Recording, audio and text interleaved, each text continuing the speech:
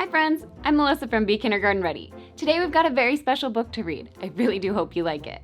Before we dive into our book, preschool parents and guardians, I've got a free gift for you. If you'd like to find out more on how you can help get your child ready for kindergarten, click the link in the description below to claim your checklist that provides a list of skills your child needs to know for school.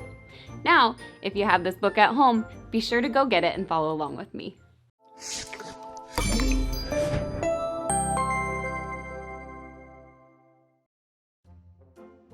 Nerdycorn is written by Andrew Root and illustrated by Erin Kraan.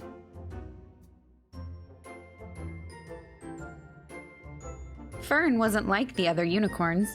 Instead of spectacular leaps over shimmering rainbows, she preferred building robots in her laboratory.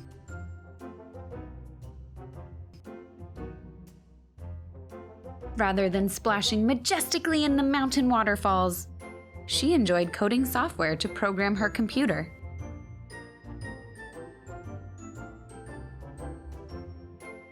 She liked chemistry more than glitter, reading rather than rainbows, and 3D printers instead of sparkles. And even though she knew she was different from the other unicorns, Fern was proud of who she was. As she should be. Because she was smart. Just look at her solve that quadratic equation. A good friend. There she is picking up her neighbor from the airport. And always willing to help others. Wow, she's changing their oil and cleaning their gutters. But even when Fern went out of her way to do nice things, some of the other unicorns would still tease her for being different.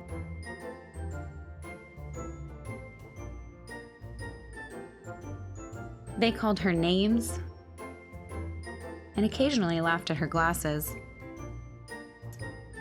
and never invited her to hang out with them at the sparkle dance parties. "I've had enough," Fern said one day. "I'm through helping rude unicorns. The next time they need an engine rebuilt, turbo sprocket installed, or hydrothermal capacitor welded, they are on their own."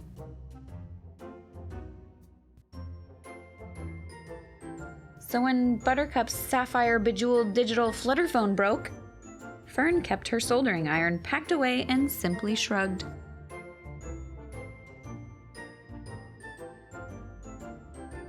And when the wheel on Ruby's shimmer bike snapped, Fern stood by her truing stand and center gauge and just shook her head.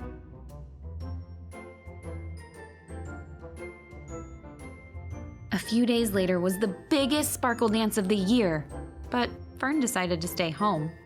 She doubted the other unicorns would even notice she was gone.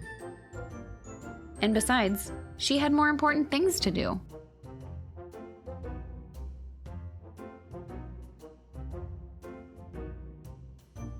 Fern was in the middle of realigning her centrifuge for a zero-gravity ice cream experiment when suddenly she heard a knock.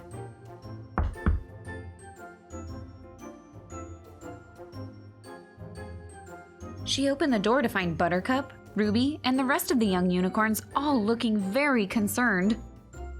"Fern, you've got to come help! The sparkle dance is ruined! The confetti machine is clogged! The rainbow synthesizer ran out of twinkle power! The starlight bedazzler has completely stopped working! We're sorry we were so mean!" Fern looked at the unicorns, thought for a moment, and then closed the door in their faces. She went back to her desk and was nearly through calculating the milk-to-sugar ratio needed to make ice cream on the moon when she started thinking about the sparkle dance. Fern knew that the others didn't deserve her help after the way they had treated her, but deep in her heart she felt that being smart, a good friend, and always willing to help others was far more important than holding on to a grudge. Fern gathered her supplies and rushed to the sparkle dance. Using her multimeter, digital calipers, an arc welder, 2 9-volt batteries, an old soda can, some dental floss, and a bit of dry ice. She was able to get everything working again. With the rainbows flowing, the confetti flying, and the starlight shining, every single unicorn cheered for her. She had saved the dance!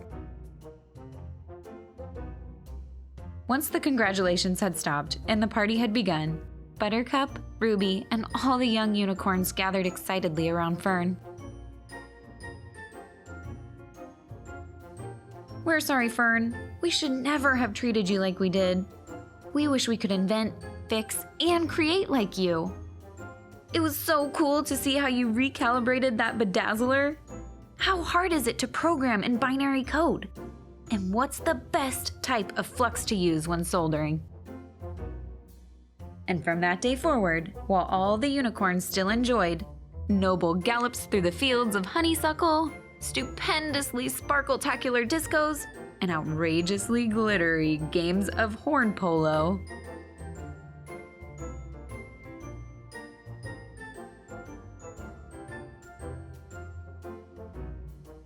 they also couldn't wait to put on their tool belts, pull out some graph paper, fire up the acetylene torch, and get to work on one of Fern's amazing projects.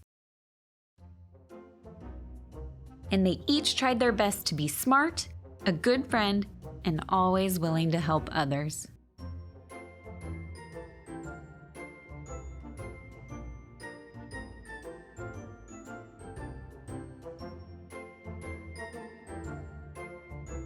And just like the unicorns, we can do our very best to be smart, a good friend, and always willing to help others as well. And that's our book, friends. I hope you loved it as much as I did. Thanks for watching, and I hope you have a fabulous day. Bye!